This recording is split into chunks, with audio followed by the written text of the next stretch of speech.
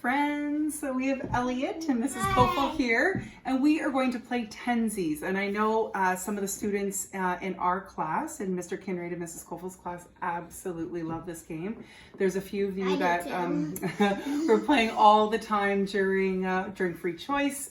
We've had it as a literacy tabletop, and I know Miss Freitas's class has had a chance to try it out as well.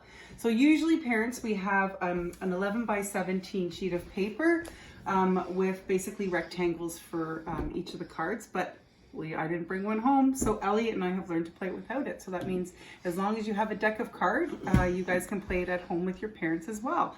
So first thing you have to do is make sure you take out all the face cards and the jokers out of the deck of cards. So all it is just the numbers and the ace. The ace in the deck will represent what number, Elliot? Number 1. So the point, so first things first, is obviously you shuffle the cards, right, Elliot? Yeah. Okay, and then you set them up in 2 rows of 5 per person. So there is 1 row for myself. And then I'm gonna set up a row, 2 rows for Elliot. Is that 5? Yeah. Perfect, almost like a 10 frame. And then the leftover cards you set up in the middle of the table. So the point of this game, and some of your kids might be able to remind you of it, is you basically want to get from 1 to 10 in the cards. So this would be the ace all the way to the 10. So I'm going to let Elliot start. So the first person, usually the youngest person, starts. And it's a 9. So he is putting it, slow down a little bit, Elliot, in the 9 spot. So if you count 1, 2, 3, 4, 5, 6, 7, 8, 9, that's where it goes. And then he's going to put that where the 7 would go. Awesome. He's going to put that where the 3 would go. And where does the 5 go? Oh, look at, you're on a roll, Elliot. 6. Oh, he has a 7. So then he'll put it right, he'll discard it right beside the leftover cards, and I don't have a 7, so I'm going to take this 7. Thank you very much. I'm going to count 1, 2, 3, 4, 5, 6, 7. It goes right here. Oh, and then the 9 goes here. 1, 2, 3. Oh, 4 goes right here, and I can count, and I like to point when I count just to help myself out. 1, 2, and that's a nice thing to remind your children, just because that is pointing reminds them of one-to-one correspondence, which is something they actually get assessed on. Oh, I got a 3.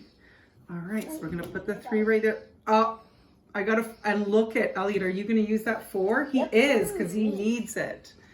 Oh, you have a 6. I will take that 6 and I will use that 6, Elliot. And, oh, I need a 10. Oh, I need the, oh, I had an ace there. So were you gonna use that one? Oh, you are. I keep running into a 6. Oh, and I have a 6 already. So if I already have it, then I can pick from the deck. And oh, I have a 4. And he has a 4, so he'll pick from the deck for his turn. Oh, you have a 7. I don't need the 7. I already have a 7, so I will pick from the deck. Oh, Elliot, I have a 2. I'm gonna put that there, and he doesn't. Oh, you little turkey. You are doing well there. I have a 7, so I don't need that 7. So, oh, Elliot, I'm close. I got the 8. All I need is a 5. Oh, Elliot, what do you have under there? A 2. I have a 2, so I'm going to pick. Oh, I already have a 10, so I'm going to put it there. And Elliot won the game. He got them all. So can you count for everybody, Elliot? 1, 2, 3, 4, 5,